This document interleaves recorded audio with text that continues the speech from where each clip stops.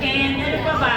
Magalang, mabait, mapagmahal, sweet, yun, lahat ng yun ituturo namin sa'yo ng daddy mo.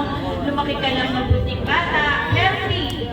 Lagi nandito si mama and daddy at hindi lang kami. Lahat na nagmamahal sa'yo dahil ikaw ang aming life.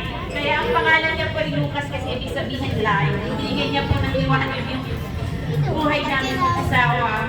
For 15 years na magkasama kami. We're longing for heaven. Ito na, binigay na po ni Lord sa akin. Ano pa ba? Kita niyo naman po, sobrang bigo ni Lucas and mana-mana kay Daddy. Ayun. Dito lang ng mami, Daddy.